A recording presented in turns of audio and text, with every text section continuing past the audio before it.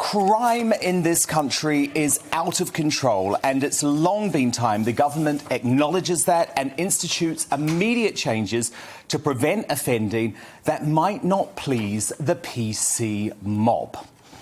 Now, obviously, I was heartened today by the raft of announcements from Boris Johnson and Priti Patel that appear to show them doing exactly that. The Prime Minister has even suggested the return of what he described as chain gangs so that we can see justice being done. If you're guilty of antisocial behaviour and you're sentenced to unpaid work, I don't see any reason why you shouldn't be out there in one of those fluorescent-jacketed chain gangs visibly paying your debt to society, the Prime Minister said. Now, the Home Office quickly played down his chain gang comments as a figure of speech. But what will be introduced are plans for community service to be completed outside. As the Home Secretary explained in an article for the Daily Mail, the public want to see justice done and criminals pay the price for their crimes. They want to see yobs paid back to the communities they've blighted by their thoughtless actions. That's why we are relaunching unpaid work so it is more visible, to ensure offenders are publicly making reparations for their crimes by undertaking work that is valuable to their local areas, such as cleaning the streets, estates, alleyways and open spaces of litter and other visible signs of disorder in local neighbourhoods. That is the right approach, but the PM must go further. Luckily, there were some other measures unveiled today which make a lot of sense to me too. Burglars returning to the community will have to be electronically tagged 24/7 for a year after release to stop them reoffending. Introducing a league table comparing how quickly police forces answer 999 calls, and a controversial but necessary increase in the use of stop and search to target knife crime. The usual woke mob have been out saying such measures will increase inequalities and target young people and ethnic minorities.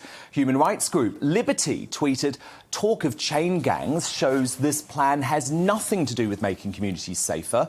It's designed to create more stigma and division. A short-term stunt that will cause long-term generational harm." What utter tosh. If you're not committing crime, you have absolutely nothing to worry about.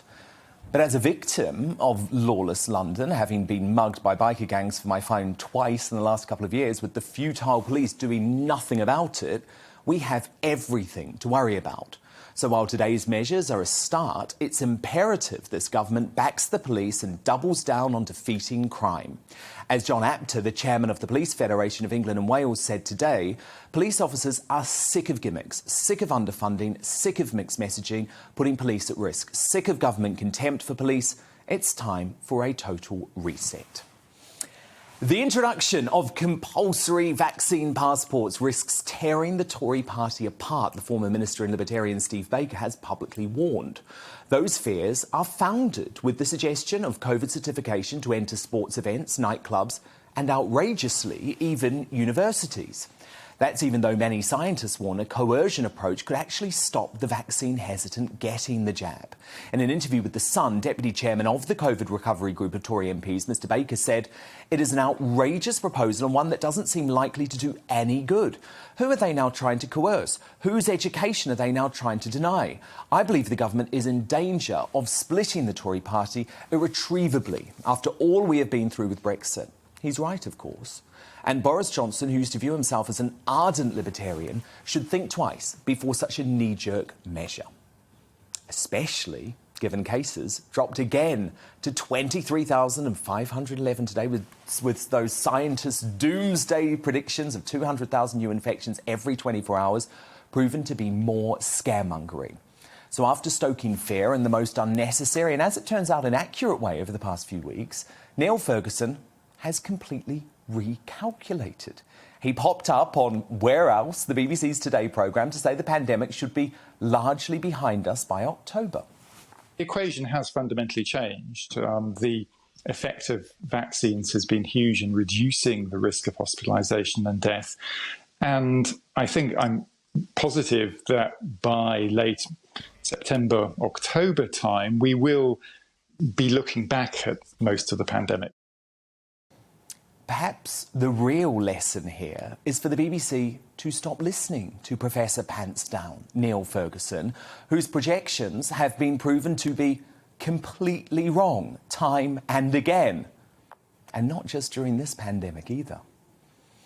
The travel green list must be extended to save our tourism industry and because we all deserve a stress-free holiday overseas this summer. Currently, bookings are at just 16% of pre-pandemic levels, but discussions are currently underway about adding a host of other safe countries to the green list, including the likes of Austria, Italy, Jamaica and Sweden. That should happen immediately to save the summer holiday season. And that's my view of the world today. Welcome to the GB News YouTube channel. You can watch us live 24 hours a day, catch up on your favourite shows and join in the conversation in the comments below.